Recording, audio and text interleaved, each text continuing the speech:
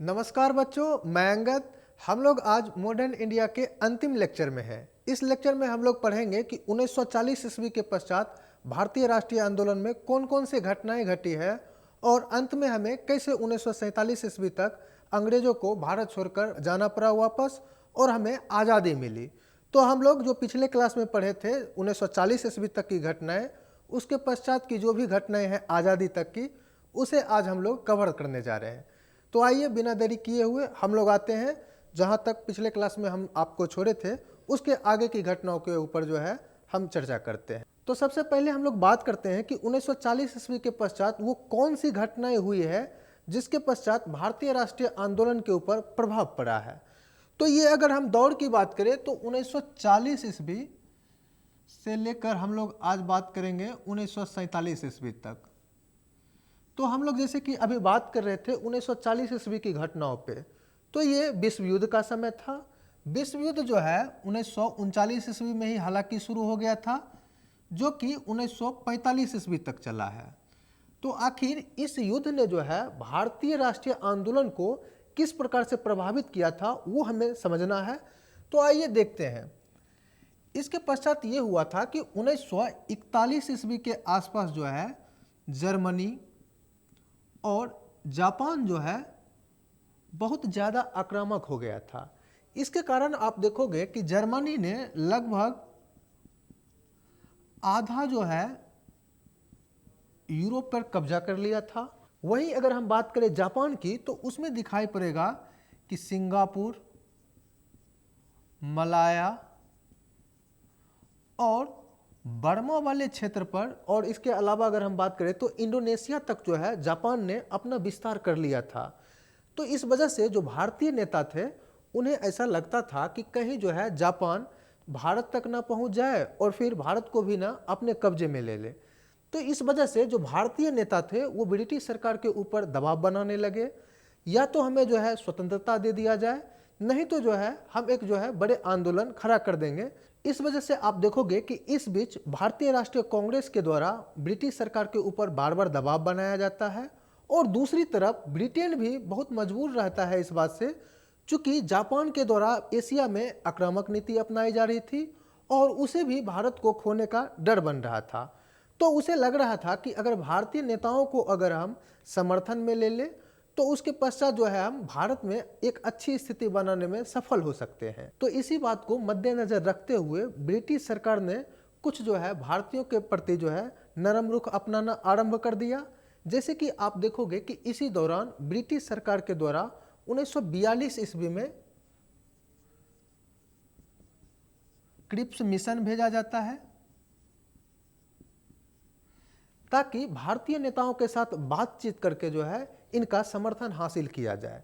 तो ये अभी तक हम लोगों ने समझा कि जो द्वितीय विश्व युद्ध की स्थिति बनी हुई थी और जापान एवं जर्मनी की आक्रामकता से बचने के लिए ब्रिटिश सरकार के द्वारा भारतीयों का समर्थन लेने के लिए उनके द्वारा 1942 ईस्वी में एक प्रस्ताव भेजा जाता है। तो आइए हम लोग देखते हैं कि इस क्रिप्स मिशन में क्या जो है प्रावधान किए गए थे। क्रिप्स मिशन में हमें दो चार बातों को ध्यान रखना पड़ेगा,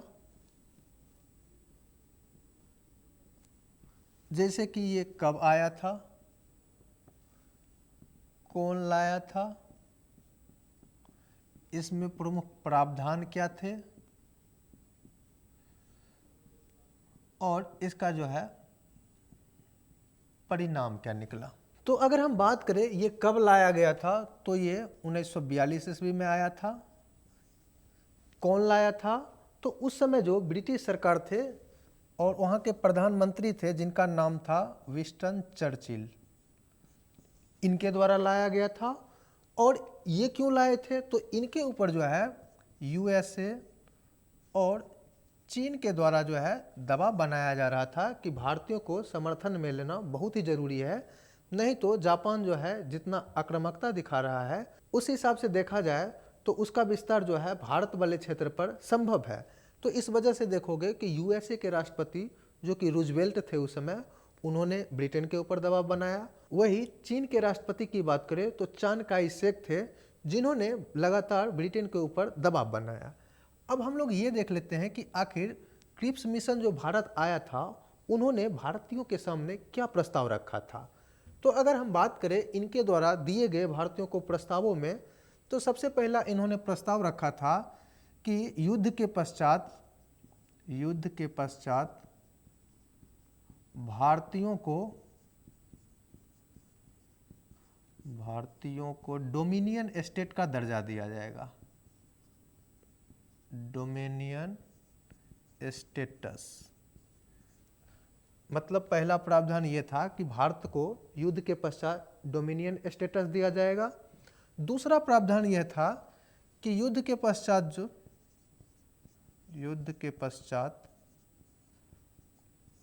संविधान सभा का निर्माण किया जाएगा।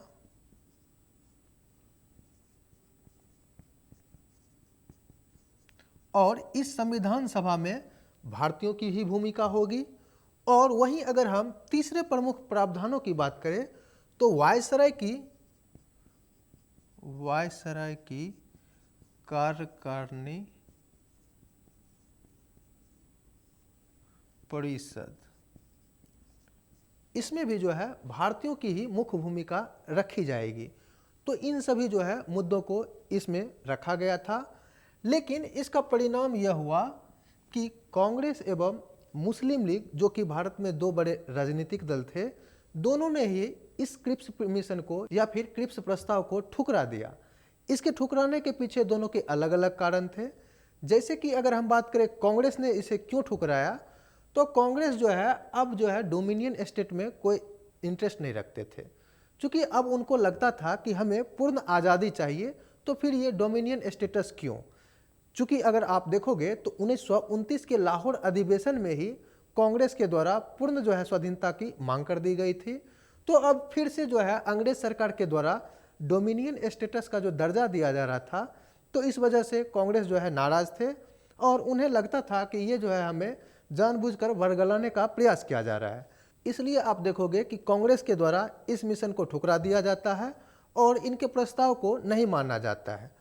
वहीं अगर हम बात करें मुस्लिम लीग के द्वारा इसे क्यों ठुकराया गया, तो मुस्लिम लीग ने सोचा कि इसमें पृथक निर्वाचन जैसी कोई व्यवस्था नहीं है और वो तो 1940 ईस्वी से ही अलग पाकिस्तान की मांग कर रहे थे, जो कि इस जो है प्रस्ताव में कोई प्रावधान ऐसा था नहीं। तो उन्होंने इस आधार पर इस क्रिप्स मिशन को ठुकरा दिया और इस तरह से आप देखोगे कि 1942 ईस्वी के अंत तक ये मिशन जो है एक तरह से वापस चले जाते हैं और इन्हें कोई सफलता नहीं मिलती है। इस मिशन के ऊपर गांधी जी ने अपना एक वक्तव्य भी दिया था कि यह मिशन डूबते हुए बैंक का उत्तर दिनांकी चेक है।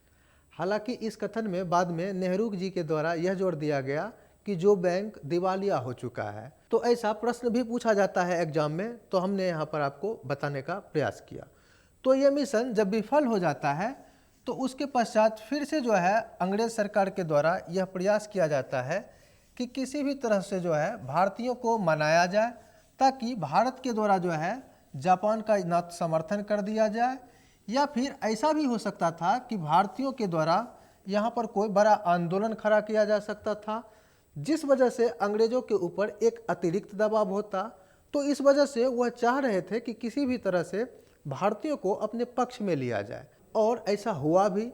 जब यह मिशन फेल होकर वापस चला गया तो गांधी जी ने फिर से एक नए आंदोलन खड़ा करने का निर्णय लिया। हालांकि इस समय कांग्रेस तैयार नहीं था और उसे लगता था कि कुछ समय के पश्चात जो है हम आंदोलन खड़ा करेंगे तो हमारे लिए बेनिफिशियल होगा।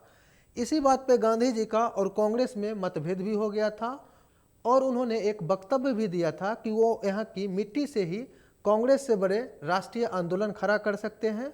और इसी के पश्चात आप देखोगे कि लास्ट में कांग्रेस की भी सहमति होती है, जिसके पश्चात 1942 ईस्वी में भारत छोड़ो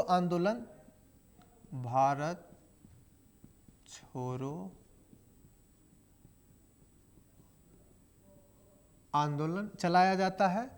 ये जब बैठक हुआ था 1942 ईस्वी में, कांग्रेस का जो प्रत्येक साल अधिवेशन हुआ करता था, तो 1942 में बम्बई के ग्वालिया टैंक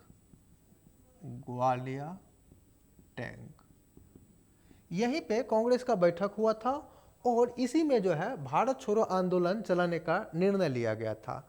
इस समय कांग्रेस के जो अध्यक्ष बने थे उनका नाम अबुल कलाम आज़ाद था। इन्होंने ही इस अधिवेशन की अध्यक्षता की थी और भारत छोड़ो आंदोलन चलाने का कांग्रेस के द्वारा निर्णय लिया गया था।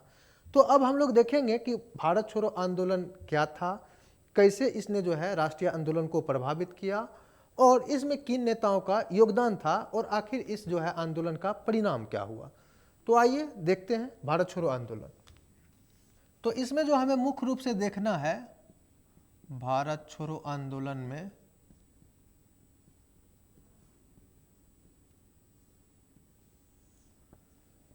ये कब हुआ था, कौन चलाया था, इस बीच घटना क्या क्या हुई और इसके प्रमुख नेता कौन थे, और लास्ट में देखेंगे कि इस आंदोलन का परिणाम क्या हुआ। तो देखते हैं सबसे पहले कि ये आंदोलन कब हुआ था। तो ये 8 अगस्त 1942 ईस्वी को शुरू किया गया था और इसकी पृष्ठभूमि की अगर बात करें तो वो हमने अभी बताया भी कि क्रिप्स मिशन फेल होकर जब वापस चला गया तो इसी की प्रतिक्रिया में कांग्रेस के द्वारा भारत छोड़ो आंदोलन चलाने का निर्णय लिया गया था। अब है कि आखिर इस आंदोलन को किसने चलाया था। तो इस आंदोलन को कांग्रेस ने शुरू करवाया था और इसका जो नेतृत्व शुरुआत में किए थे वो गांधी जी। चूंकि कांग्रेस के द्वारा कहा गया था कि इस आंदोलन का नेतृत्व गांधी जी करेंगे, लेकिन इस आंदोलन में आप देखोगे कि एक दिन के ही बाद यानी 9 अगस्त को ही 9 अगस्त 1942 ईस्वी को ही गांधी जी एवं अन्य जो बड़े नेता थे उनकी गिरफ्तारी हो जाती है, जिसके पश्चात आप देखोगे कि संपूर्ण जो आंदोलन चल रहा है भारत छोड़ो आंदोलन, उसमें किसी एक नेता का नेतृत्व आपको नहीं दिखेगा। यह आंदोलन एक तरह से स्वस्फूर्त, यानी इसका अर्थ यह हुआ कि जिस क्षेत्र में जो बड़े नेता होते थे वो अपने आप खुद से करते थे और उस क्षेत्र के अगर बड़े नेता गिरफ्तार हो जाते थे तो अन्य जो लोग होते थे वो खुद जो ही अपने जो है आंदोलन को आगे बढ़ाने का प्रयास करते थे। तो कुल मिलाकर इसके बारे में यह कहा जा सकता है कि किसी एक नेता के नेतृत्व में भारत छोड़ो आंदोलन नहीं चला था। हालांकि शुरुआत में जब कांग्रेस का अधिवेशन हुआ था तो उसमें डिसीजन जरूर लिया गया था कि गांधी जी के नेतृत्व में यह आंदोलन चलाया जाएगा। तो हमने इस बात को इतना डिटेल से इसलिए आपके सामने रखा चूंकि आप देखोगे कि एग्जाम में डायरेक्ट पूछे जाते हैं कि 1942 में जो भारत छोड़ो आंदोलन चला था इसके नेतृत्व कौन किए थे। तो अगर इसमें आपको ऑप्शन में दिया रहेगा कि यह आंदोलन जो है स्वस्फूर्त था या फिर अन्य किन्हीं नेताओं का आपको नाम दिया रहे, तो अगर कोई ऑप्शन में 4-5 नेता रहे और उसमें से गांधी जी रहे तो वो सही हो सकता है। लेकिन उसमें आपको एक बात ध्यान रखना होगा कि इस ऑप्शन के अनुसार यदि स्वस्फूर्त और गांधी जी दोनों दिया रहे तो आपको इस आंदोलन में नेतृत्व के रूप में स्वस्फूर्त ही चुनना है। तो ये बात आपको ध्यान रखना है। अब इसी से रिलेटेड एक प्रश्न और भी बनता है कि जो बड़े बड़े जो नेता थे इस समय उनको तो 9 अगस्त को ही गिरफ्तार कर लिया गया था, तो आखिर गांधी जी को जो है कहाँ जो है रखा गया था। तो आप देखोगे जब गांधी जी को गिरफ्तार किया गया था तो इन्हें बॉम्बे में ही, उस समय चूँकि बॉम्बे कहलाता था, तो उसमें ही एक जगह है आगा खां का पैलेस, आगा खां का पैलेस, इसमें जो है गांधी जी को रखा गया था। तो ये भी क्वेश्चन बहुत फेमस है और आने की संभावना भी रहती है, तो इसलिए हमने आपको यहाँ पर बताने का प्रयास किया। हालांकि आप देखोगे कि 1942 ईस्वी में जो ये आंदोलन चला था इतना मतलब हिंसक हो जाता है कि जगह जगह पे आप देखोगे कि सरकारी जो है चीज़ों का तोड़फोड़ किया जाता है। अन्य चीज़ों को आप अगर देखो तो जो भी सरकारी दफ्तर होते थे, न्यायालय होते थे, उनका बहिष्कार किया जाता है। इस आंदोलन में आप देखोगे तो बहुत सारे जो स्टूडेंट थे अपने कॉलेजों को त्याग देते हैं और इस आंदोलन में शामिल हो जाते हैं। तो ये हमने 2 बातों के ऊपर अभी चर्चा किया कि ये आंदोलन कब हुआ था और इसमें कौन से जो है नेतृत्व जो है भूमिका का निर्वहन किए थे। इसी के अगर हम घटनाक्रम के ऊपर बात करें तो जैसा कि हम लोगों ने अभी बताया भी कि 9 अगस्त 1942 ईस्वी तक जो भी बड़े नेता थे और गांधी जी को तो गिरफ्तार कर लिया था। इसमें इस समय यहाँ के जो गवर्नर जनरल थे या फिर अब तो वायसराय कहलाने लगे थे, उनका नाम था लॉर्ड लिनलिथगो। इनके द्वारा ऑपरेशन जीरो आवर चलाया गया था। उसी के तहत जो है जो भी बड़े बड़े नेता थे उनको गिरफ्तार कर लिया गया था।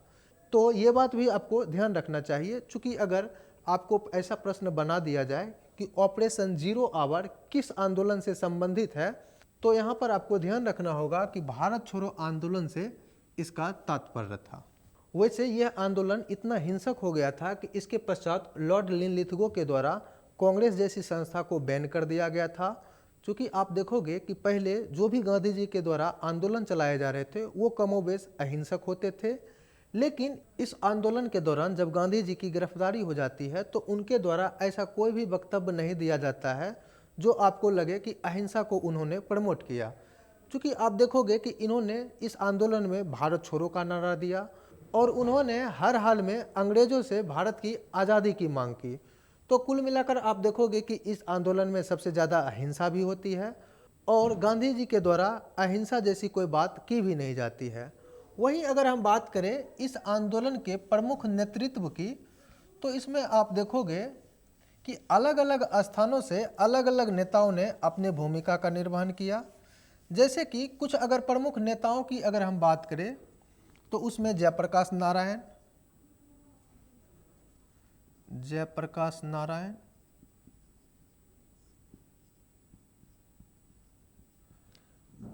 राम मनोहर लोहिया, अरुणा आसफ अली, उषा मेहता, बीजू पटनायक इत्यादि जो है नेता ने अपनी भूमिका का निर्वहन किया था।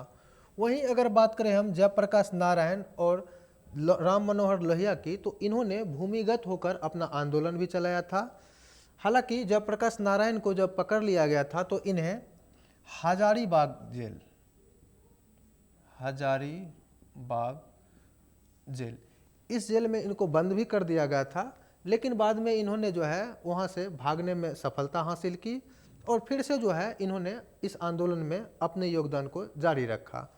इसमें अगर हम बात करें कुछ प्रमुख नेताओं की, तो इसमें आप देखोगे कि उषा मेहता के द्वारा रेडियो का संचालन किया गया था और उसके माध्यम से इन्होंने भारत में राष्ट्रवाद को फैलाने का काम किया था और लोगों को अंग्रेजों के खिलाफ एकत्र करने का काम किया था। तो ये अभी तक हम लोगों ने समझा कि इस आंदोलन में प्रमुख नेतृत्व किनका किनका रहा। इस आंदोलन में अगर हम देखें तो इन सभी नेताओं के अलावा जो अपने देश से बाहर भी थे उन्होंने भी इस आंदोलन में योगदान दिया। जैसे कि अगर हम बात करें तो इस समय सुभाष चंद्र बोस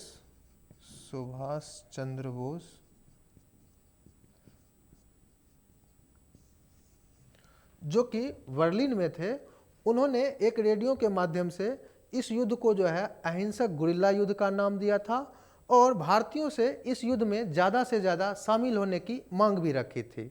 तो ये हमने देखा कि कैसे देश के अंदर और देश के बाहर भी इस आंदोलन को कैसे सपोर्ट किया जा रहा था। अब हम बात करते हैं आखिर भारत छोड़ो आंदोलन का परिणाम क्या हुआ। तो इस आंदोलन का परिणाम हालांकि वही हुआ जो कि आप पिछले आंदोलन में भी देखते आ रहे हैं कि अंग्रेजों के द्वारा इस आंदोलन को दबा दिया गया। इस आंदोलन के दौरान लगभग 90,000 के आसपास भारतीय जो आंदोलनकारी थे उनको गिरफ्तार कर लिया गया और अंततः आप कह सकते हैं कि इस आंदोलन को अंग्रेजों के द्वारा पिछले आंदोलन की तरह ही दबा दिया गया। लेकिन इस समय तक राष्ट्रवाद की भावना इतना मजबूत हो चुकी थी कि अब अंग्रेजों को भी लगने लगा था कि भारत में ज़्यादा दिनों तक टिकना बहुत ही मुश्किल है। इसलिए आप देखोगे कि अंग्रेजों के द्वारा बार बार यह प्रयास किया जा रहा था कि किसी भी तरह से कांग्रेस को और भारत के जो भी बड़े राजनीतिक दल को हैं उन्हें समर्थन में लिया जाए। इस वजह से इसी समय आप देखोगे कि उनके द्वारा जो है बार बार जो है कुछ ऐसे प्रस्ताव दिए जा रहे थे ताकि भारतीयों का वो हौसला जीत सके और भारतीयों को जो है समर्थन में लिया जाए। लेकिन इसी बीच आप देखोगे कि पहले जो क्रिप्स मिशन जो आए थे उनकी विफलता के पश्चात भारत में भी जो है अब आज़ादी की तरफ चूंकि वो मुड़ चुके थे, इस वजह से भारतीय भी अब सोचने लगे थे कि स्वतंत्रता के पश्चात भारत में किस प्रकार की नीतियां अपनाई जानी चाहिए। इसी बीच आप देखोगे कि एक व्यक्ति हुए हैं जिनका नाम है राजगोपालाचारी। इनके द्वारा एक फार्मूला दिया जाता है जिन्हें CR फार्मूला भी कहा जाता है। CR इसलिए चूंकि इनका पूरा नाम चक्रवर्ती राजगोपालाचारी था। इन्होंने एक अपना प्रस्ताव पेश किया था और इसी के तहत इन्होंने कांग्रेस एवं मुस्लिम लीग जो थे उनको मनाने का प्रयास किया था कि अगर अंग्रेजों के द्वारा हमें आज़ादी दी जाती है तो फिर किस प्रकार की व्यवस्था की जानी चाहिए। चूँकि इससे पहले क्रिप्स मिशन 1942 ईस्वी में फेल हो चुका था, तो उसी को संशोधित करते हुए इन्होंने अपने कुछ प्रावधान बनाए थे। जैसे कि इन्होंने मुस्लिम लीग को समझाया कि पहले जो है हम अंग्रेजों से आज़ादी ले लेते हैं और हम लोग आपस में बैठकर प्रांतीय सरकार की संरचना किस प्रकार की होगी वो आपस में तय कर लेंगे। इसमें इनके द्वारा यह कहा गया था कि जो भी मुस्लिम बहुल क्षेत्र हैं वहाँ पर वयस्क मताधिकार के तहत वोटिंग कराया जाएगा और वहाँ के नागरिक भारत या फिर पाकिस्तान जिसमें मिलना चाहेंगे उन्हें वहाँ पर मिलने की स्वतंत्रता होगी। अगर इसका आधार की अगर हम बात करें तो सिंध वाले क्षेत्र, बंगाल वाले क्षेत्र और नॉर्थ वेस्ट फ्रंटियर जो प्रांत था जिसे उत्तर पश्चिमी सीमा प्रांत भी कहा जाता है, तो इनको उन्होंने उस क्षेत्र में लागू करने की बात कही थी। तो इसके आधार पर हालांकि मुस्लिम लीग समर्थन नहीं देता है और इस फार्मूला को मानने से इनकार कर दिया जाता है। लेकिन कमोबेश इसी के आधार पर आप देखोगे तो बाद में चाहे माउंटबेटन योजना हो या फिर वेवेल योजना हो तो उसमें इसी के आधार पर बात की जाती है।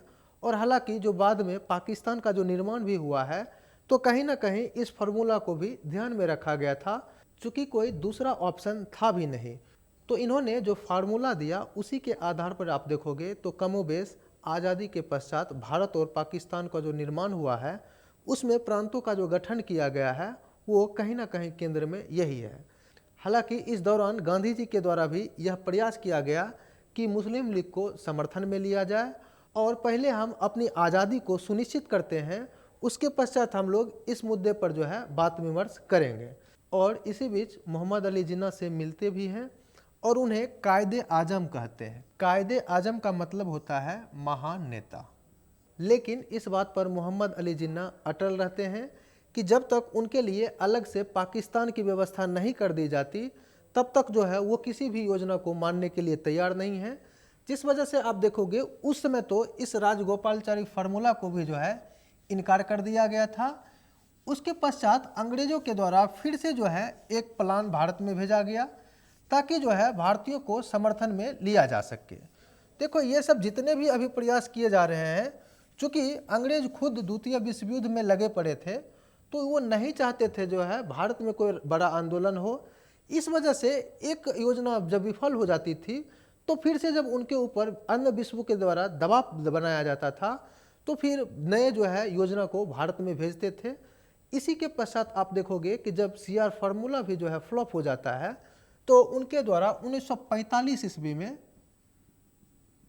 शिमला समझौता या फिर शिमला सम्मेलन भी कहते हैं या फिर इसी का एक अन्य नाम है जिसे वेवल प्लान भी कहा जाता है। इनको जो है भारत भेजा जाता है और इनका भी प्लान कमोबेश यही होता है कि भारतीयों को जो है किसी तरह से अपने पक्ष में लिया जाए और कोई भी बड़े आंदोलन होने से तत्काल रोका जाए। अगर हम बात करें शिमला सम्मेलन की तो ये हालांकि हमने बताया भी 1945 ईस्वी में हुआ था। इसके अगर हम प्रावधानों की बात करें तो इसमें प्रमुख प्रावधान था कि वायसराय एवं कमांडर इन चीफ जो कि सेना प्रमुख, ये दोनों पद के अलावे जो भी पद हैं वो भारतीयों को दे दिया जाएगा। फिर से जो है इसमें डोमिनियन स्टेट की तो पहले से बात चल ही रही थी तो इसे कंटिन्यू ही रखा गया। और फिर से इसमें यह बात कहा गया कि भारतीयों के लिए संविधान सभा का निर्माण किया जाएगा। और इसके साथ ही 1935 ईस्वी का जो एक्ट आया था उसी के आधार पर कहा गया कि फिर से जो है एक बार अब चुनाव किया जाएगा, मतलब इलेक्शन करवाया जाएगा और अंतरिम सरकार का गठन किया जाएगा जिसमें भारतीयों की भूमिका होगी। लेकिन इस बेबेल प्लान को भी मुस्लिम लीग के द्वारा इस आधार पर इनकार कर दिया जाता है चूँकि इसमें ना तो पृथक निर्वाचन की व्यवस्था थी और ना ही पाकिस्तान की। तो इस वजह से आप देखोगे कि शिमला सम्मेलन भी एक तरह से जो है अधूरा रह जाता है और फिर से जो है अंग्रेज़ों को एक नया मिशन भेजना पड़ता है जिसे कैबिनेट मिशन के नाम से भी जाना जाता है। तो अब हम लोग आगे पढ़ेंगे कि अंग्रेज़ों के द्वारा जो कैबिनेट मिशन भारत भेजा गया था वो क्या था। हालांकि उससे पहले एक छोटी घटनाओं को हम लोग देखेंगे कि इसी बीच आप देखोगे तो 1900 लगभग 42-43 के आसपास की ही घटना है। कह सकते हैं आप कि 1942 से लेकर 1945 तक की घटनाएं हैं जिसमें आईएनए जो कि इंडियन नेशनल आर्मी था ये भी जो है बहुत एक्टिव हो जाते हैं और इन्होंने जापान एवं जर्मनी की सहायता से अंग्रेज़ों के ऊपर लगातार हमले करना आरंभ कर दिए थे। अगर हम बात करें आईएनए के बारे में तो हमने पीछे भी हालांकि चर्चा किया है कि इसके संस्थापक कैप्टन मोहन सिंह थे। इसके अगर संस्थापक फिर से हम एक बार आपको बता दें, कैप्टन मोहन सिंह थे। वहीं अगर हम इसके सदस्य की बात करें तो उसमें सुभाष चंद्र बोस,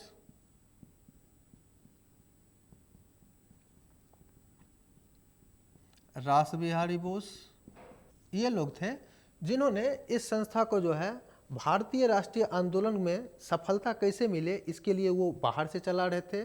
जैसे कि इसके पहले हम लोगों ने बात भी किया था कि आईएनए की स्थापना सिंगापुर में किया गया था जिसमें जर्मनी एवं जापान के द्वारा समर्थन भी दिया गया था।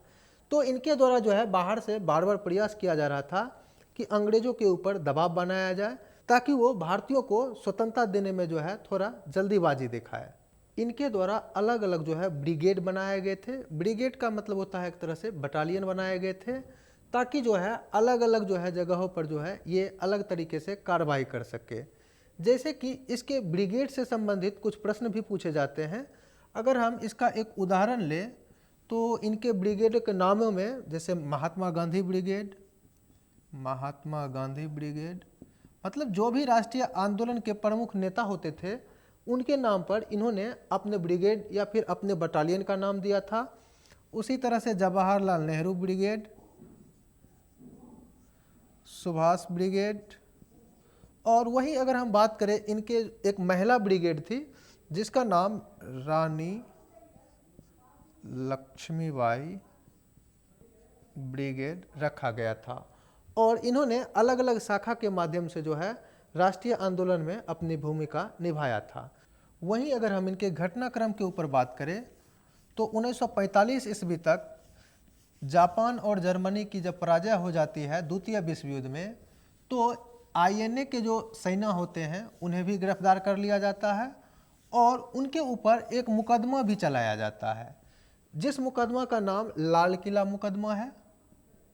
लाल किला मुकदमा, इनमें जो है कुछ प्रमुख जो सैन्य अधिकारी होते हैं उन्हें फांसी की सज़ा दी जाती है जैसे कि शाहनवाज खां, कर्नल ढिल्लो और एक और थे जिनका नाम था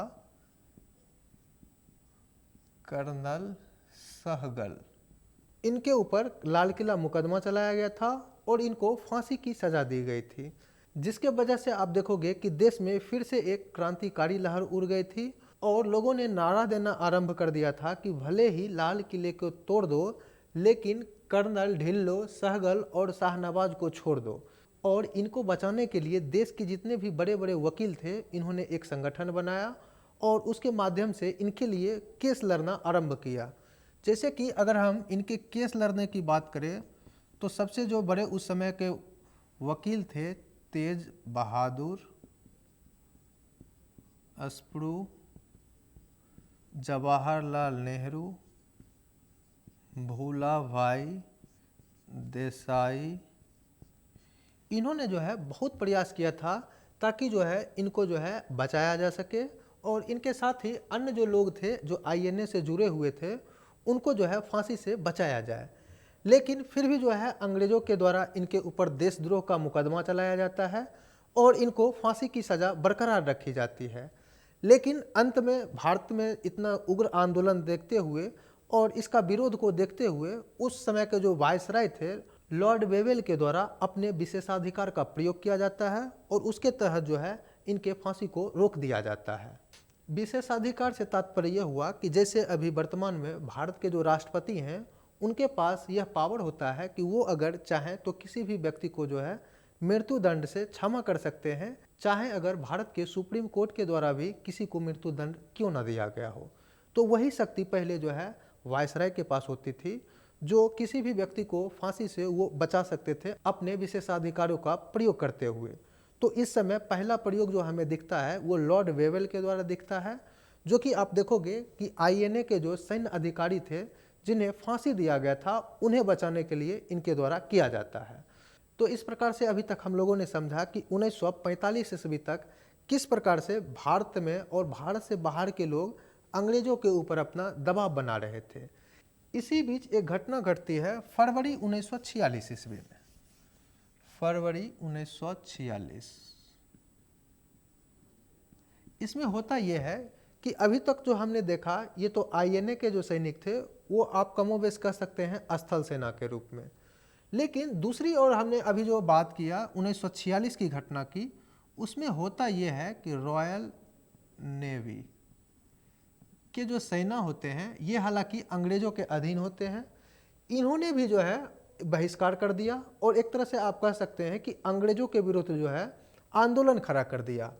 और इसके पीछे का उन्होंने कारण बताया कि अंग्रेजों के द्वारा उनके प्रति जो है दुर्व्यवहार किया जाता है, इसके साथ ही प्रमोशन में अंग्रेजों को ही जो है प्राथमिकता दी जाती है, भारतीयों को उच्च पद नहीं दिया जाता है, इनके लिए जो खाना आता है वो निम्न कैटेगरी का होता है, जबकि जो अंग्रेज अफसर होते हैं उनके लिए उच्च क्वालिटी का खाना होता है, जिस वजह से इन्होंने विद्रोह कर दिया। हालांकि एक तरह से देखा जाए तो ये जो जितने भी इन्होंने कारण बताए वो तो पहले से ही चली आ रही थी, लेकिन इन्होंने जब देखा कि भारत में राष्ट्रवाद चरम सीमा पर है तो इसी बीच इन्होंने अपने विद्रोह का भी प्रदर्शन कर दिया। लेकिन इनके विद्रोह को दबा दिया जाता है अंग्रेजों के द्वारा और भारतीय नेताओं के द्वारा भी इस विद्रोह का समर्थन नहीं किया जाता है, क्योंकि जो भारतीय नेता होते हैं उनका ये मानना होता है कि ये सैनिक अनुशासन के खिलाफ होगा, और चूंकि जब भारत आज़ाद हो जाएगा तो उन्हें भी तो एक जो है सेना रखना है, तो अगर सरकार कोई भी उनके ऊपर जो है कार्रवाई करती है या फिर कोई प्रॉब्लम क्रिएट होता है तो वहाँ के जो सैनिक हैं अगर अभी हम उनको समर्थन दे देते हैं तो बाद में फिर ऐसी स्थिति बनेगी कि उनके द्वारा हर एक बात पे विद्रोह किया जाएगा, जो कि किसी भी जो है देश के सेना के लिए सही नहीं है। जिस वजह से आप देखोगे कि आईएनए के सेना को जितना समर्थन मिला था, इस रॉयल नेवी के सेना को भारतीय नेताओं के द्वारा कोई समर्थन नहीं मिलता है। इसके पश्चात अगर हम बात करें प्रमुख घटनाओं की, तो द्वितीय विश्व युद्ध के पश्चात ब्रिटेन में लेबर पार्टी की सरकार बनती है और इसके प्रधानमंत्री बनते हैं क्लीमेंट एटली, और इनके द्वारा यह घोषणा की जाती है कि ये 3 जून 1948 से पहले भारत को आज़ाद कर देंगे। इस वजह से आप देखोगे कि इस घोषणा को जून घोषणा के नाम से भी जाना जाता है। इनके द्वारा जो भारत में मिशन भेजा जाता है उनका नाम कैबिनेट मिशन था। कैबिनेट मिशन ये कब भेजा जाता है? तो 1946 में। किसके द्वारा भेजा जाता है? तो लेबर पार्टी के प्रधानमंत्री जो बने थे उनका नाम था क्लेमेंट एटली। अब है कि इसमें प्रावधान क्या किया गया था? तो इसमें प्रावधान यह था कि भारतीयों को सत्ता कैसे हस्तांतरित किया जाए उससे संबंधित प्रावधान, यानी सत्ता हस्तांतरण।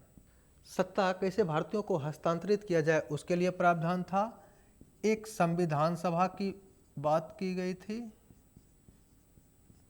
और तीसरी अगर बात करें तो इनके अनुसार 1946 में जो एक चुनाव हुआ था भारत में, उसके तहत अंतरिम सरकार का गठन करना था, ताकि जो है वो जल्दी से जल्दी भारतीयों के हाथों में शासन देने का काम करे। और इस चुनाव में कांग्रेस के द्वारा अच्छा प्रदर्शन किया गया था।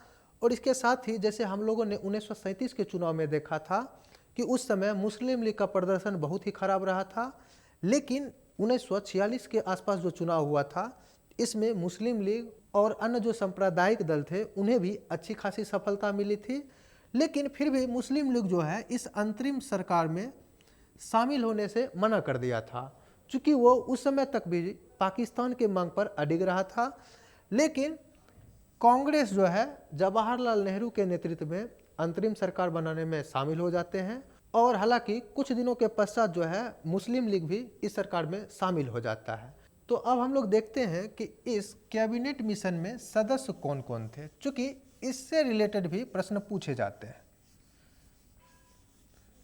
इनके अगर हम सदस्यों की बात करें तो सर स्टेफोर्ड क्रिप्स, एवी अलेक्जेंडर और लॉर्ड पैंथिक लॉरेंस, ये जो है इसके प्रमुख सदस्य थे। और इन्हें कैबिनेट मिशन इसलिए भी कहा जाता है चूँकि ये जितने भी सदस्य थे वो उस समय ब्रिटिश कैबिनेट के सदस्य थे, इसलिए इस मिशन को कैबिनेट मिशन भी कहा जाता है। चूँकि ये लोग कैबिनेट मिनिस्टर थे तो इसलिए इनका नाम कैबिनेट मिशन रखा गया।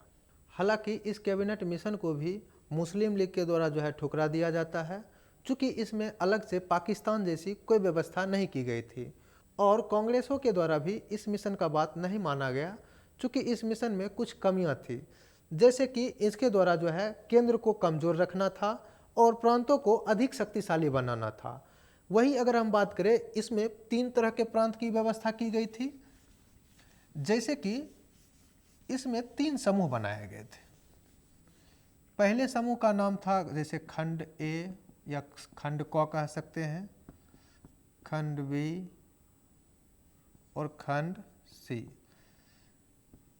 खंड ए के तहत यह प्रावधान था कि जो गैर मुस्लिम आबादी वाले क्षेत्र हैं या गैर मुस्लिम प्रांत हैं, उन्हें खंड ए में शामिल किया जाता।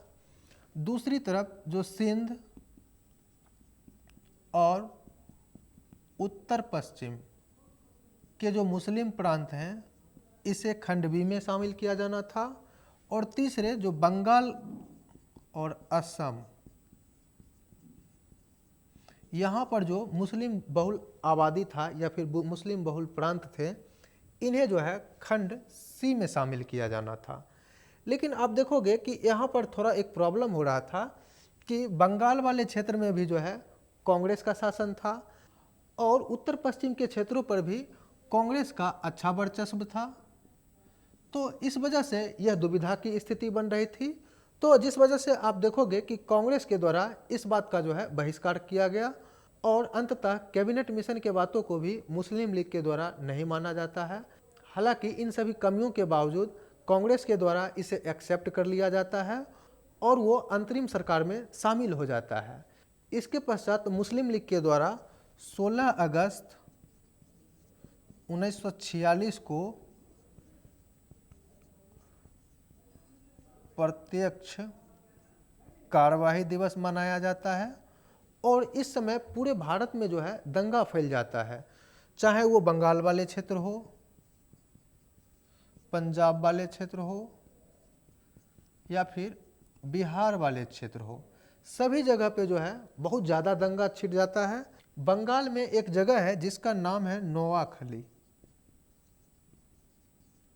यहाँ पर सबसे ज़्यादा हिंसा भड़कता है, जहाँ पर आप लोगों ने सुना भी होगा कि इसी दंगे को समाप्त करने के लिए गांधी जी जाते हैं, और वहाँ पर गांधी जी के पहुँचने के पश्चात ये दंगा शांत होता है। और वहाँ पर गांधी जी के पहुँचने के पश्चात ही नोआखली नामक स्थल पर दंगा समाप्त होता है।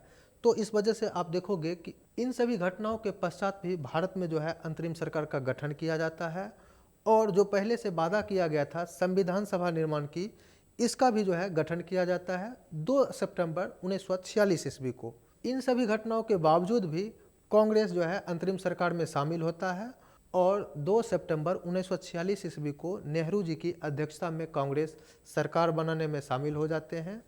इसके पश्चात 9 दिसंबर 1946 ईस्वी को एक संविधान सभा का निर्माण किया जाता है जिसमें कांग्रेस एवं मुस्लिम लीग दोनों सदस्य शामिल होते हैं। वहीं अगर हम बात करें संविधान सभा की अध्यक्षता की, तो डॉक्टर सच्चिदानंद सिन्हा, डॉक्टर सच्चिदानंद सिन्हा ये अस्थायी अध्यक्ष बनाए गए थे और उसके पश्चात हालांकि डॉक्टर राजेंद्र प्रसाद इस संविधान सभा के अस्थायी अध्यक्ष बने थे। वहीं अगर हम बात करें 13 दिसंबर 1946 की, तो जवाहरलाल नेहरू के द्वारा एक उद्देश्य प्रस्ताव प्रस्तुत किया गया था जिसे बाद में 24 जनवरी 1950 ईस्वी को हालांकि मान भी लिया गया। इसी के अनुरूप अभी जो भारतीय संविधान है उसमें जो प्रस्तावना है ये निकल कर आता है, यानी ये जो उद्देश्य प्रस्ताव था इसी को प्रस्तावना भी कहा जाता है। अभी जो संविधान में आप लोग पढ़ते हैं, हम भारत के लोग, भारत को एक संपूर्ण, ये सब जितने भी बातें हैं उसे जो है जवाहरलाल नेहरू के द्वारा उस समय उद्देशिका के रूप में प्रस्तुत किया गया था जिसे जो है अभी वर्तमान में प्रस्तावना भी कहा जाता है। तो ये अभी हम लोगों ने देखा कि किस प्रकार से संविधान सभा का निर्माण हुआ था और उसमें कौन कौन जो है सदस्य भाग लिए थे और उनके अध्यक्ष हालांकि कौन कौन थे, बाद में किनको बनाया गया था। अगर हम बात करें इनमें कुल सदस्यों की, तो वो लगभग 389 थी। ये सदस्य की हम तब बात कर रहे हैं जो भारत पाकिस्तान दोनों सम्मिलित रूप से था। लेकिन जब 15 अगस्त 1947 ईस्वी को भारत आज़ाद हो जाता है तो पाकिस्तान चूँकि जो है अलग देश बन जाता है, तो उसके पश्चात इस संविधान सभा में 299 सदस्य रह जाते हैं जो कि भारत से हैं, जो कि भारत वाले क्षेत्र से थे। तो ये चूँकि इम्पोर्टेंट हो जाता है, ऐसा भी प्रश्न बनाया जा सकता है, तो यहाँ पे हमें ये छोटी सी जानकारी भी याद रखनी है। इन सभी घटनाओं के पश्चात भारत की स्थिति चूँकि अब ज़्यादा बिगड़ने लगी थी और भारत में जगह जगह दंगे की स्थिति बन गए थे, जिस वजह से वहाँ के जो प्रधानमंत्री थे क्लीमेंट इटली, उन्होंने 20 फरवरी 1947 ईस्वी को घोषणा किया कि वो जल्द से जल्द जो है वो भारत को छोड़कर जाने वाले हैं, जिस वजह से उनके द्वारा यह घोषणा किया गया कि वो अब जल्द से जल्द भारत को सत्ता हस्तांतरित करके वो वापस जाना चाहते हैं। इसके पश्चात उन्होंने एक और योजना भेजा जिसे माउंटबेटन योजना के नाम से जाना जाता है और इस योजना के तहत जो है भारत और पाकिस्तान दो अलग अलग डोमिनियन की नींव रखी गई और इसी के पश्चात आप देखोगे तो दो अलग देश भारत एवं पाकिस्तान का निर्माण होता है। और इस माउंटबेटन योजना के अगर हम कुछ प्रावधानों की बात करें तो इसमें मुख्य रूप से भारत एवं पाकिस्तान दो अलग देश की बात कही गई थी और इसके साथ ही देशी जो रियासत थे उनके लिए यह प्रावधान किया गया था कि वो या तो भारत में मिल सकते हैं या फिर पाकिस्तान में। जैसा कि पहले से प्रोग्राम चलाया जा रहा था कि जो भारत में मिलना चाहते हैं वो तो ठीक है, जो पाकिस्तान में मिलना चाहते हैं वो भी ठीक है। लेकिन पहले की योजना में, जैसे कि बेबल योजना में आप देखोगे तो उसमें एक प्रावधान किया जाता था कि जो देशी रियासत स्वतंत्र रहना चाहते हैं उसके लिए भी अलग से व्यवस्था थी। लेकिन इस माउंटबेटन योजना में इस बात को जो है नकार दिया गया और इसमें अंतिम रूप से निर्णय लिया गया या तो उन्हें भारत में मिलना होगा या तो पाकिस्तान में। चूँकि अगर वो स्वतंत्र रहते तो फिर बाद में जो है अराजकता की स्थिति हो सकती थी, तो इसी वजह से सिर्फ भारत और पाकिस्तान का विकल्प रहने दिया गया। इसके पश्चात अंग्रेजों के द्वारा वहाँ के संसद में एक जो है विधेयक पारित किया जाता है जिसे भारतीय स्वतंत्रता अधिनियम भी कहा जाता है। भारतीय स्वतंत्रता अधिनियम 1947। इसी के तहत जो है भारत और पाकिस्तान को आज़ादी मिलती है और इसमें मुख्य अगर प्रावधानों की बात करें तो इसमें भारत और पाकिस्तान जैसे दो डोमिनियन की बात की गई थी। और साथ ही इसमें यह कहा गया था कि आज़ादी के पश्चात ब्रिटिश सरकार की कोई भी जिम्मेवारी नहीं होती है। जो भी पहले से संधियां चली आ रही थी उसे अब समाप्त कर दिया गया और अब भारत और पाकिस्तान दोनों को स्वतंत्रता थी कि वो अपने हित के अनुसार अपने राजनयिक संबंध बना सके। और इसके अन्य प्रावधानों की बात करें तो 1935 के एक्ट के तहत शासन चलाया जाना था। इसी एक्ट के पश्चात 14 अगस्त 1947 को पाकिस्तान और 15 अगस्त 1947 को भारत स्वतंत्र हुआ और एक डोमिनियन स्टेट के रूप में। डोमिनियन स्टेट इसलिए चूंकि अंतरिम रूप से उस समय जो वायसराय थे लॉर्ड माउंटबेटन, वो चूंकि ब्रिटिश ही एक तरह से थे, तो इसलिए इस समय जो है इसको डोमिनियन स्टेट ही कहा गया। तो इस प्रकार से हमने अभी तक देखा कि कैसे 1947 के अधिनियम के तहत भारत और पाकिस्तान नामक दो देश बना। हालांकि अब हम पाकिस्तान की बात नहीं करेंगे, अगर वही हम भारत वाले क्षेत्र की बात करें तो उसमें लॉर्ड माउंटबेटन भारत के प्रथम वायसराय के रूप में बनते हैं। उसके पश्चात हालांकि जो है भारतीय गवर्नर, जिनका नाम राजगोपालचारी है, वो भारत के अगले गवर्नर बनते हैं और एक तरह से वो अंतिम जो है भारत के गवर्नर भी माने जाते हैं। चूँकि उसके पश्चात जब भारत में संविधान बनकर तैयार हो गया था तो 1950 ईस्वी में जो है गवर्नर जनरल का पद समाप्त कर दिया गया और भारत में संवैधानिक प्रमुख के रूप में राष्ट्रपति का चुनाव होने लगा। तो हम लोग मॉडर्न इंडिया क्लास को यहीं पर रोकेंगे। अब हम प्रयास करते हैं कि कुछ ऐसे फैक्ट जो है आपको बता दें ताकि अगर एग्जाम में आपको एक जगह देखने में सुविधा हो। जैसे कि हमने अलग अलग जो है कांग्रेस के अधिवेशन पढ़ा, साथ ही अलग अलग हमने एक्ट पढ़ा, या फिर शिक्षा से संबंधित जो है कुछ अंग्रेजों के काल में सुधार किया गया था उसे भी देखा। तो हम लोग कोशिश करते हैं कि 10 से 15 मिनट में इन सभी फैक्ट को आपको एक जगह बता दे ताकि अगर एग्जामिनेशन में प्रश्न आए तो आप जो है तेज़ी से रिकॉल कर सके। तो आइए सबसे पहले हम लोग देखते हैं कि कांग्रेस के जो विभिन्न अधिवेशन हुए हैं उसकी अध्यक्षता किसने किया था और वो अधिवेशन कहाँ हुआ था, पहले इसे देखते हैं। ज़्यादा समय हम लोग नहीं लेंगे, बस शॉर्ट में जो इम्पोर्टेंट अधिवेशन है सिर्फ उसी के बारे में चर्चा करेंगे। कांग्रेस के बारे में हम लोगों ने चर्चा किया था कि इसकी स्थापना 1885 ईस्वी में, कांग्रेस ना, इसकी स्थापना 1885 ईस्वी में ए.ओ. ह्यूम के द्वारा किया गया था। और इसके पहले अध्यक्ष की हम लोगों ने बात किया था कि W.C. बनर्जी, जिनका पूरा नाम वेमेश चंद्र बनर्जी भी था। वही अगर हम 1886 ईस्वी यानी उसके अगले वर्ष जो अधिवेशन हुआ था उसकी बात करें तो वो कलकत्ता में हुआ था, जिसके अध्यक्ष दादा भाई नौरोजी थे और ये प्रथम पारसी अध्यक्ष भी थे। आगे की अगर हम 1887 ईस्वी के अधिवेशन की बात करें तो ये मद्रास नामक स्थल पे हुआ था और इस समय जो है कांग्रेस के अध्यक्ष बने थे जिनका नाम बदरुद्दीन तैयब जी था। इसी प्रकार 1888 ईस्वी में इलाहाबाद में सम्मेलन हुआ था और इस समय कांग्रेस के अध्यक्ष जो थे उनका नाम जॉर्ज ह्यूल था। तो ये प्रथम अंग्रेज अध्यक्ष थे। अगला जो सबसे इम्पोर्टेंट अधिवेशन हो जाता है वो 1896 का, जो कि कलकत्ता नामक स्थल पे होता है। और इस अधिवेशन की जो सबसे बड़ी विशेषता है वो रहीमतुल्लाह सैनी इस समय अध्यक्ष बने थे और इसी समय वंदे मातरम का गायन बंकिम चंद्र चटर्जी के द्वारा किया गया था। अगले अधिवेशन की बात करें तो उसमें 1905 का अधिवेशन इम्पोर्टेंट हो जाता है, जो कि बनारस में हुआ था। इस समय कांग्रेस के अध्यक्ष गोपाल कृष्ण गोखले थे और ये इसलिए इम्पोर्टेंट हो जाता है कि इसी समय बंगाल का विभाजन किया गया था और इसके पश्चात स्वदेशी आंदोलन आरंभ हो गया था।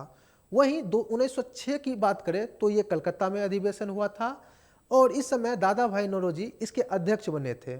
ये इसलिए इम्पोर्टेंट हो जाता है क्योंकि नरम दल और गरम दल जो थे वो आपस में अध्यक्ष पद को लेकर तनाव में थे, यानी झगड़ रहे थे। तो दादा भाई नौरोजी को अध्यक्ष बनाने के फलस्वरूप जो गरम दल थे वो मान गए थे। तो ये थोड़ा इम्पोर्टेंट हो जाता है, चूँकि आगे आप देखोगे कि यही 1907 ईस्वी में फिर से जब सूरत में अधिवेशन होता है तो दोनों दल के बीच आपसी मनमुटाव के कारण आप देखोगे कि कांग्रेस का दो टुकड़ों में विभाजन हो जाता है, जिसे नरम दल एवं गरम दल भी कहा जाता है। वहीं अगर अगले अधिवेशन की बात करें जो इम्पोर्टेंट था तो 1916 का है। इसमें कांग्रेस का फिर से नरम दल और गरम दल दोनों एक हो गया था और इसके साथ ही मुस्लिम लीग के साथ एक समझौता हुआ था, इसलिए इसे लखनऊ पैक्ट के नाम से भी जानते हैं और ये थोड़ा इम्पोर्टेंट भी हो जाता है। और इसी दौरान आप देखोगे तो भारत में होम रूल आंदोलन भी चलाया गया था। अगले अगर हम अधिवेशन की बात करें 1917 में हुआ था, जो कि कलकत्ता में हुआ था। वहीं इनके अध्यक्ष जो बनी थी वो प्रथम महिला थी एनी बेसेंट, इसलिए भी यह इम्पोर्टेंट हो जाता है। अगला महत्वपूर्ण अधिवेशन 1919 का था। ये इसलिए इम्पोर्टेंट हो जाता है क्योंकि इस समय जो है जालियांवाला बाग हत्याकांड हुआ था और इस समय कांग्रेस के जो अध्यक्ष थे उनका नाम मोतीलाल नेहरू था। अगला जो महत्वपूर्ण अधिवेशन है वो 1920 का है, जो कि नागपुर में हुआ था और इसके अध्यक्ष सी राघवाचार्य थे। ये इसलिए इम्पोर्टेंट है क्योंकि इसी समय जो है गांधी जी के द्वारा असहयोग आंदोलन चालू किया गया था। अगला जो महत्वपूर्ण अधिवेशन था वो बेलगांव का था, जो कि 1924 ईस्वी में हुआ था। इसकी अध्यक्षता गांधी जी ने पहली बार किया था और कह सकते हैं कि एकमात्र अधिवेशन जिसकी अध्यक्षता गांधी जी ने किया था, तो इसलिए ये थोड़ा इम्पोर्टेंट हो जाता है। अगला जो अधिवेशन है वो 1929 ईस्वी का है, जो कि लाहौर में हुआ था और इसी समय जो है पूर्ण स्वतंत्रता की कांग्रेस के द्वारा घोषणा की गई थी और इस समय जो कांग्रेस के अध्यक्ष थे उनका नाम जवाहरलाल नेहरू था, तो ये थोड़ा इम्पोर्टेंट हो जाता है। 1931 में जो कांग्रेस का अधिवेशन हुआ था वो कराची में हुआ था और इसके अध्यक्ष वल्लभ भाई पटेल थे। इसी समय मूल अधिकार को शामिल करने की बात कही गई थी, तो इसलिए भी ये थोड़ा इम्पोर्टेंट हो जाता है। अगली अगर हम बात करें 1936 और 37 के अधिवेशन की, जो क्रमशः लखनऊ एवं फैजपुर में हुआ था, इसकी अध्यक्षता भी जवाहरलाल नेहरू ने किया था और इस समय आप देखोगे कि भारतीय राष्ट्रीय कांग्रेस पर समाजवाद और साम्यवाद का प्रभाव आपको ज़्यादा दिखेगा, तो ये थोड़ा इम्पोर्टेंट हो जाता है। और ये इसलिए भी इम्पोर्टेंट है क्योंकि आप देखोगे इसके फलस्वरूप आम लोगों से संबंधित जो मुद्दे हैं वो आपको ज़्यादा दिखेंगे।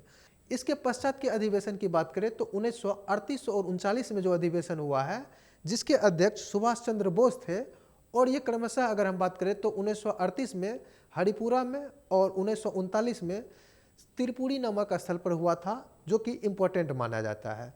1939 का अधिवेशन इसलिए भी इम्पोर्टेंट है क्योंकि यहाँ पर गांधी जी ने एक अपने उम्मीदवार जिनका नाम पट्टाभी सीतारामैया था उनको उतारा था।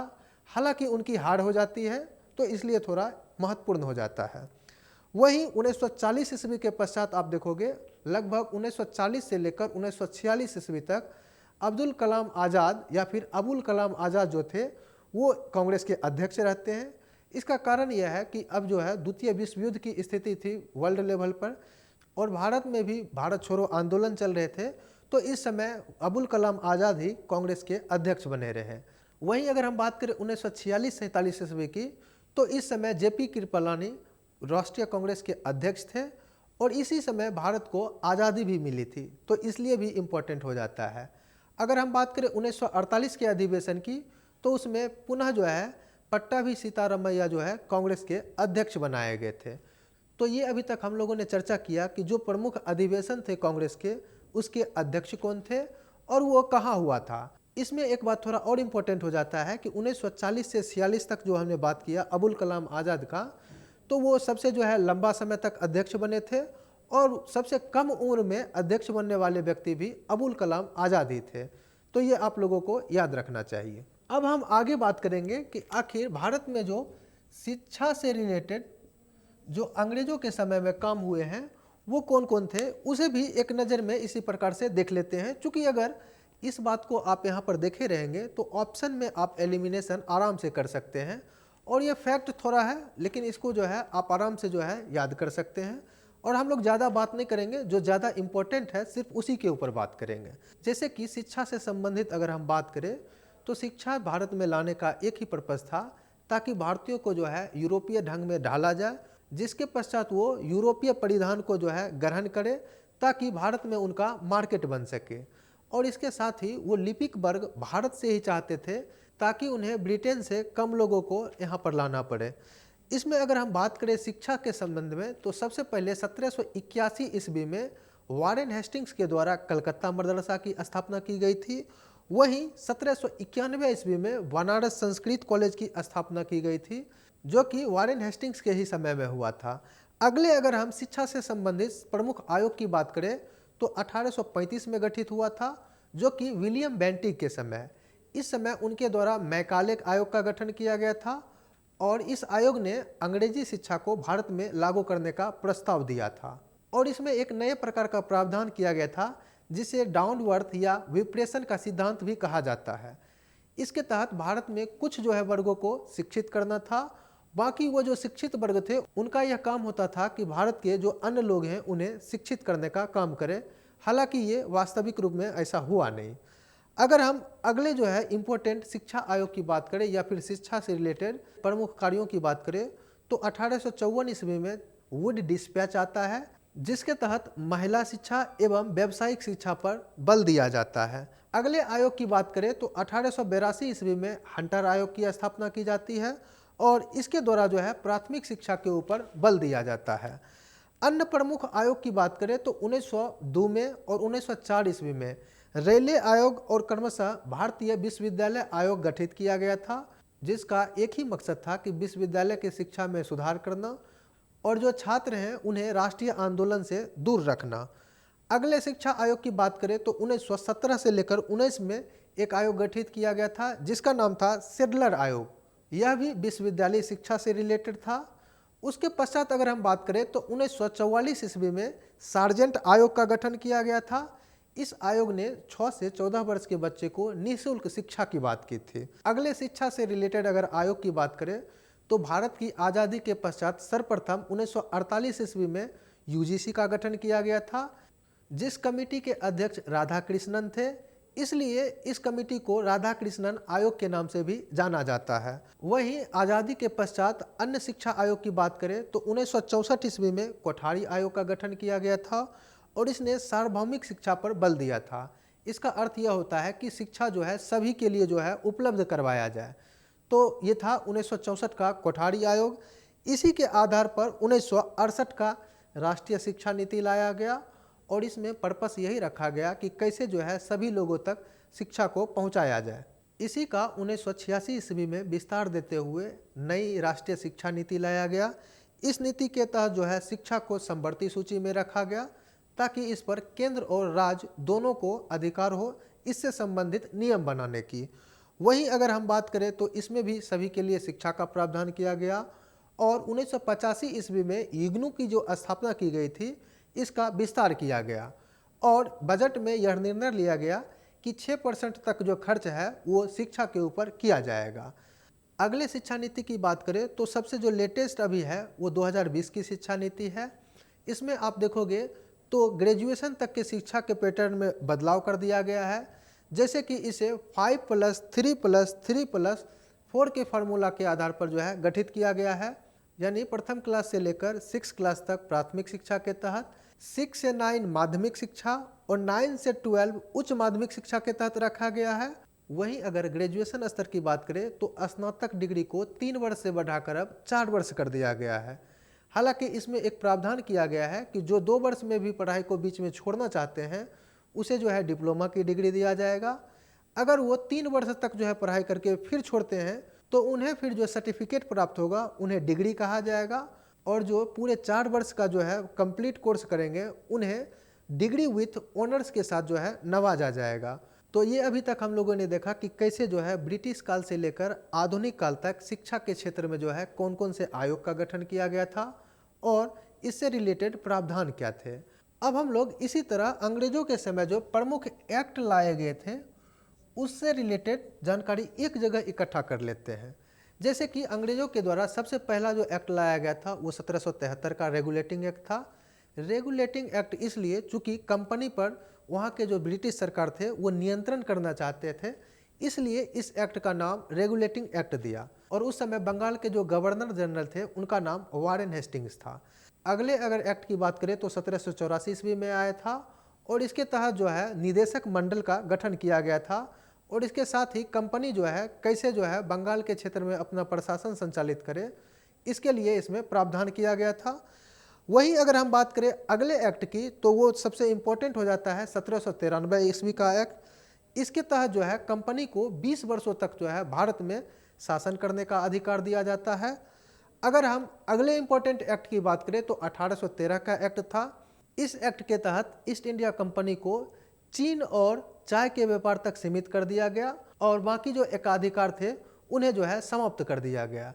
वहीं हम अगर 1833 के एक्ट की बात करें तो इसमें चीन और चाय के साथ भी जो व्यापार का एकाधिकार प्राप्त था ईस्ट इंडिया कंपनी को, उसे भी समाप्त कर दिया गया। तो ये हमने अभी तक देखा कि 1833 ईस्वी तक का जो प्रमुख एक्ट कौन कौन से था। उसके बाद की अगर हम एक्ट की बात करें तो 1853 ईस्वी में आता है। इसके तहत जो पहले 20 वर्ष की शासन करने की अवधि दी जाती थी वो कंपनी को नहीं दिया गया, बल्कि बस ये कहा गया कि जो है एक निश्चित समय के लिए जो है ईस्ट इंडिया कंपनी भारत में शासन करती रहेगी। उसके बाद हालांकि 1857 ईस्वी में भारत में विद्रोह हो जाता है। जो उसके पश्चात जो है कंपनी के हाथों से शासन ब्रिटिश क्राउन के हाथों में चला जाता है। उसके पश्चात उनके द्वारा जो है 1858 का एक्ट लाया जाता है। उसके पश्चात यह घोषणा की जाती है कि भारत के शासन से संबंधित जो प्रमुख होंगे वो भारत राज्य सचिव होंगे, जो कि ब्रिटेन में बैठेंगे। इसके साथ ही पहले जो नियंत्रण बोर्ड और निदेशक मंडल का गठन किया गया था उसे समाप्त कर दिया गया, क्योंकि अब ये जो शासन है वो कंपनी के हाथों से निकलकर जो है क्राउन के हाथों में चला गया था।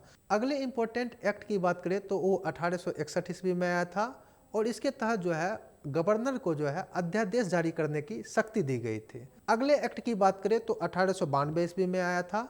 इस एक्ट के तहत बजट पर चर्चा करने और प्रश्न पूछने का अधिकार दिया गया था।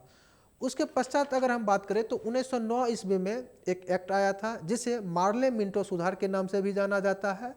ये एक्ट इसलिए भी इम्पोर्टेंट हो जाता है क्योंकि इसके पश्चात आप देखोगे तो मुस्लिम लीग को जो है अलग से पृथक निर्वाचन दिया गया था, इसलिए ये थोड़ा इम्पोर्टेंट हो जाता है। उसके पश्चात 1919 ईस्वी में एक्ट आया जिसे मॉन्टेग्यू चेम्सफोर्ड सुधार भी कहते हैं। इस एक्ट के तहत भारत में विधानसभा और राज्य विधान परिषद की गठन किया गया था और इसमें यह प्रावधान किया गया था कि लंदन में एक उच्चायुक्त होगा जो कि भारत सरकार से संबंधित जो है अधिकारी होंगे। इसी एक्ट के तहत 1926 ईस्वी में भारत में सिविल सेवा आयोग का गठन किया गया था। उसके पश्चात हालांकि हम लोगों ने बात भी किया था कि 1927 ईस्वी में साइमन कमीशन का गठन किया गया था, जो कि असफल रहा था चूँकि उसमें सभी अंग्रेज सदस्य थे, तो भारत में इसका बहिष्कार हुआ। उसके पश्चात अंग्रेजों के द्वारा 1932 ईस्वी में सांप्रदायिक पंचांग की घोषणा की जाती है, जिसमें दलित वर्गों के लिए अलग से पृथक निर्वाचन की व्यवस्था की जाती है। वो भी एक तरह से उनके तरफ से एक्ट ही था, चूँकि उनके द्वारा इस प्रकार का प्रावधान जो है भारतीयों के लिए किया जा रहा था। और जो नियमित रूप से जो एक्ट आते थे वो भी एक तरह से भारत में शासन करने के लिए ही बनाए जा रहे थे, तो इसलिए हमने यहाँ पर दोनों को इंक्लूड करके आपको बताया।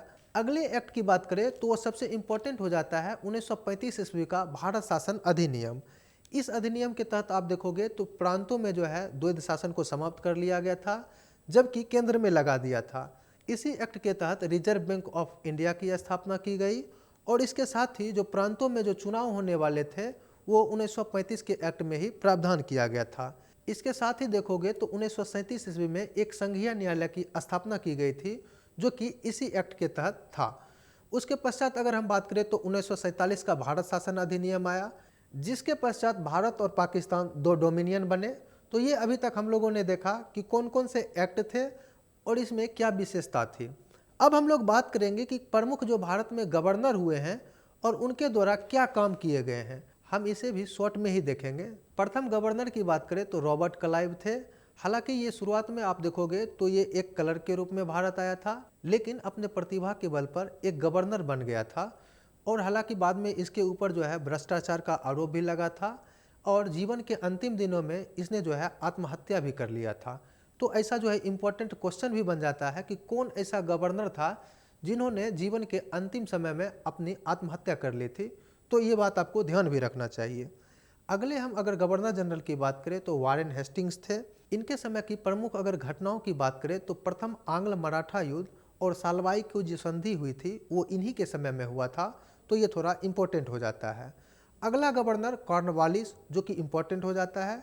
इसकी अगर काल की बात करें तो 1793 ईस्वी के आसपास का है। ये इसलिए भी इम्पोर्टेंट हो जाता है, सिविल सेवा के जनक के रूप में लॉर्ड कॉर्नवालिस को ही जाना जाता है और इसके साथ ही राजस्व के क्षेत्र में अस्थायी बंदोबस्त या फिर जिसे हम जमींदारी बंदोबस्त कहते हैं उसे भी लागू करने का श्रेय लॉर्ड कॉर्नवालिस को ही जाता है।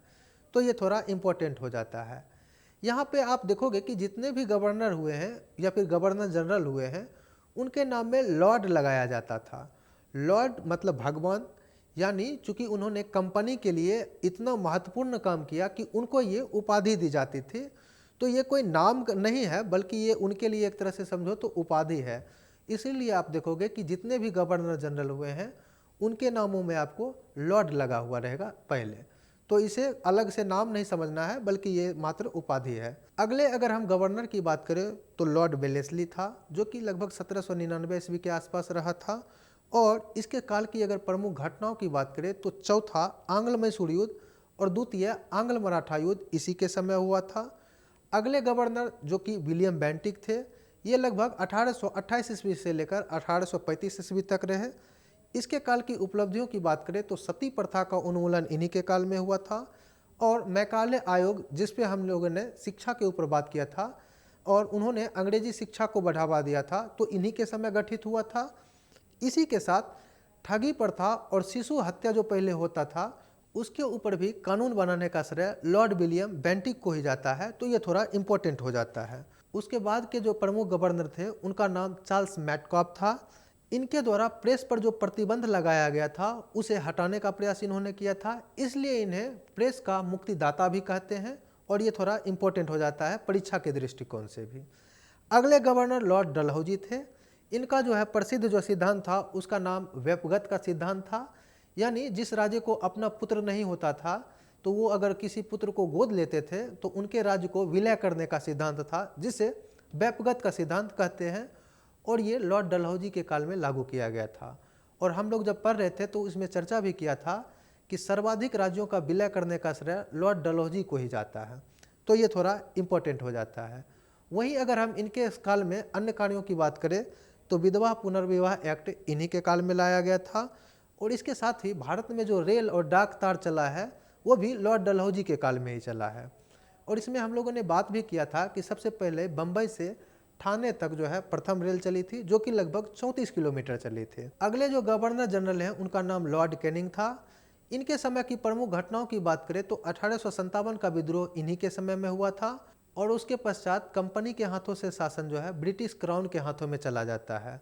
और इसी के पश्चात जो है प्रथम वायसराय भी कहलाते हैं लॉर्ड कैनिंग। अगले अगर गवर्नर जनरल, या फिर अब तो उन्हें वायसराय कहा जाने लगा था, तो उनका नाम लॉर्ड लिटन था। इनके द्वारा प्रेस पर फिर से प्रतिबंध लगाया गया था, जिसका नाम वर्नाकुलर प्रेस एक्ट था। वर्नाकुलर से यहाँ पर तात्पर्य है जो देसी भाषा के समाचार पत्र होते थे उन्हें वर्नाकुलर कहा जाता है। तो इसके ऊपर प्रतिबंध लगाने का काम लॉर्ड लिटन के द्वारा किया गया था। हालांकि जो अगले गवर्नर हैं जिनका नाम लॉर्ड रिपन है, इन्होंने इस जो है वर्नाकुलर प्रेस एक्ट को समाप्त करने का काम किया था, तो ये भी आपको ध्यान रखना है। अगले प्रमुख गवर्नरों की बात करें तो लॉर्ड डफरिन थे। इन्हीं के समय भारतीय राष्ट्रीय कांग्रेस की स्थापना हुई थी, तो ये थोड़ा इम्पोर्टेंट हो जाती है। उसके पश्चात प्रमुख गवर्नर लॉर्ड कर्जन हुए हैं। इन्हीं के समय में बंगाल का विभाजन हुआ था, स्वदेशी आंदोलन हुआ था और भारतीय रेलवे का राष्ट्रीयकरण किया गया था, तो इसलिए ये थोड़ा इम्पोर्टेंट हो जाता है। उसके पश्चात लॉर्ड मिंटो, जिनके समय में जो है 1909 का मार्ले मिंटो एक्ट आया था और इसी समय मुस्लिम लीग को पृथक निर्वाचन दिया गया था, तो ये इम्पोर्टेंट हो जाता है।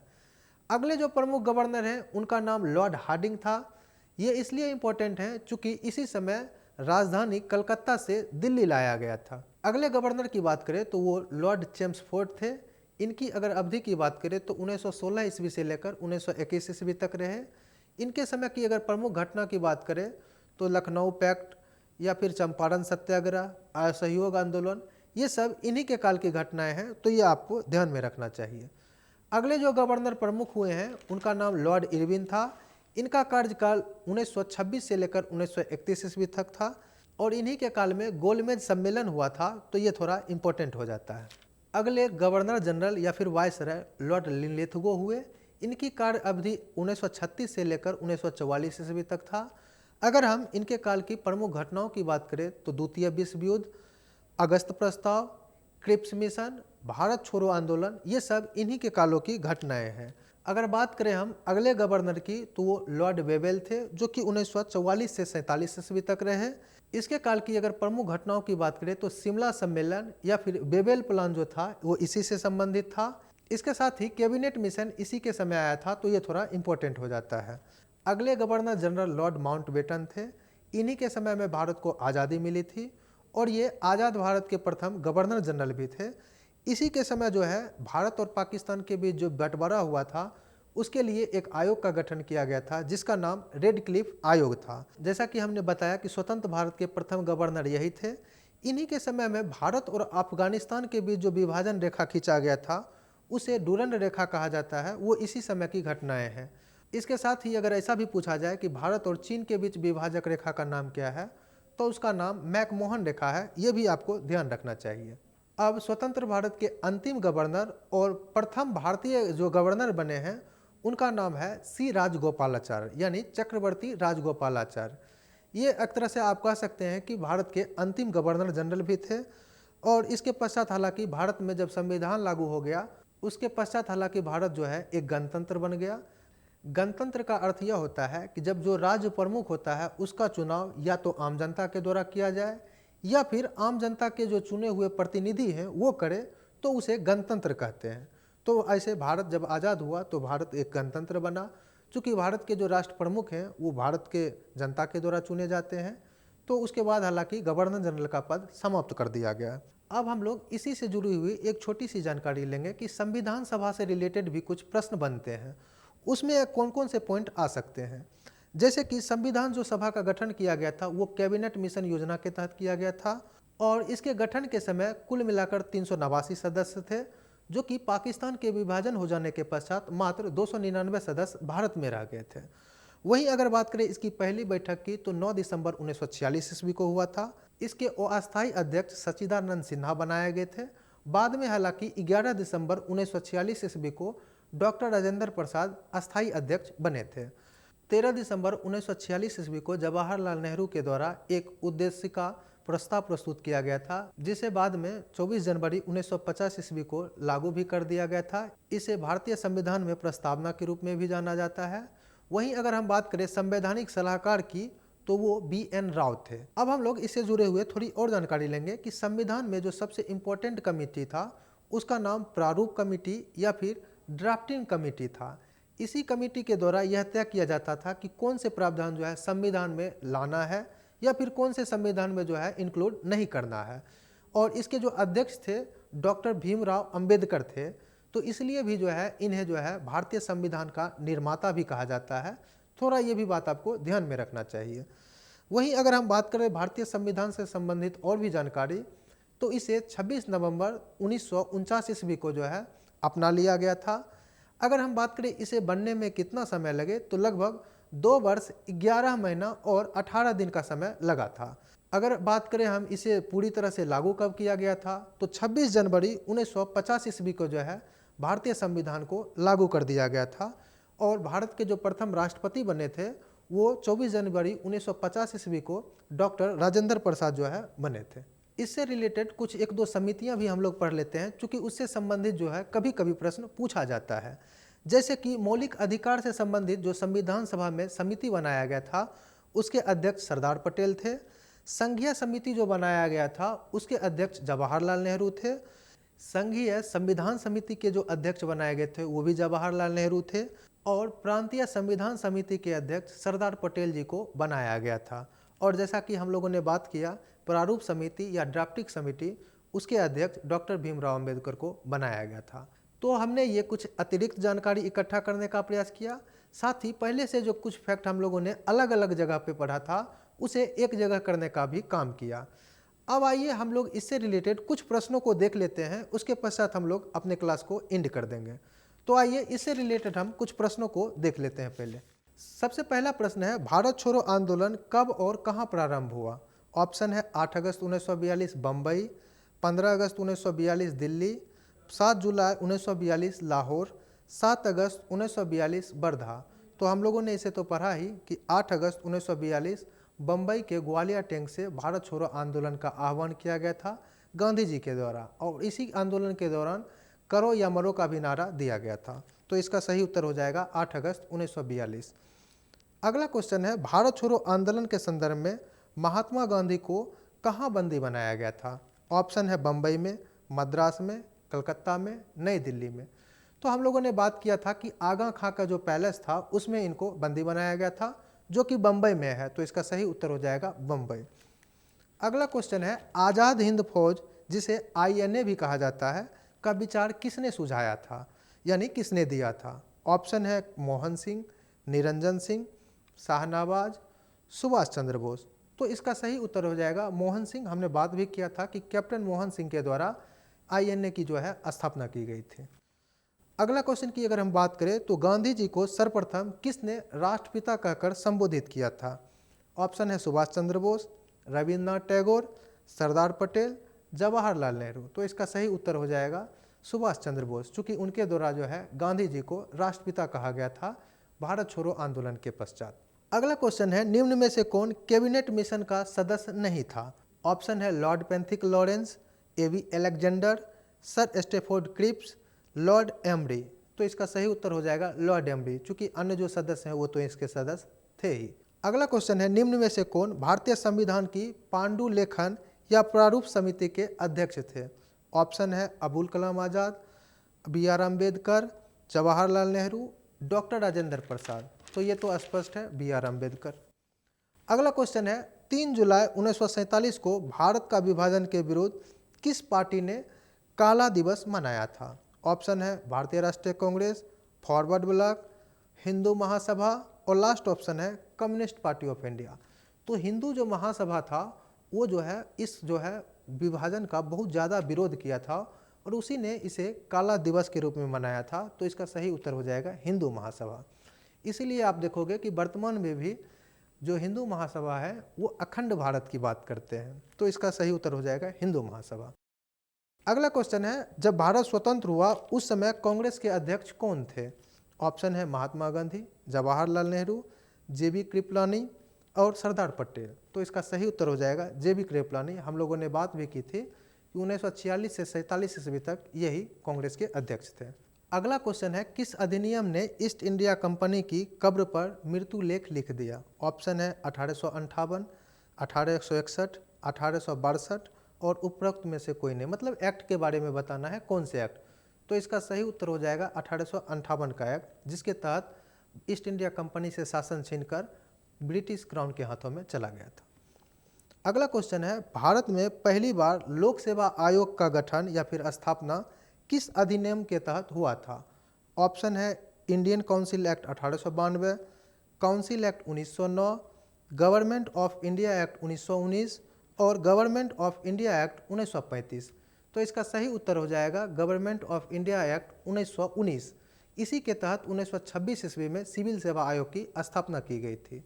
तो ये अभी तक हम लोगों ने देखा कि 1940 ईस्वी से लेकर 1946 ईस्वी तक के घटनाक्रम क्या थे और इसके साथ ही जो है इससे रिलेटेड क्या प्रश्न पूछे गए थे। तो आज के क्लास को हम लोग यहीं पे रोकते हैं। अगर हमारा लेक्चर आपको पसंद आए तो लाइक, सब्सक्राइब और शेयर करना ना भूलें। धन्यवाद।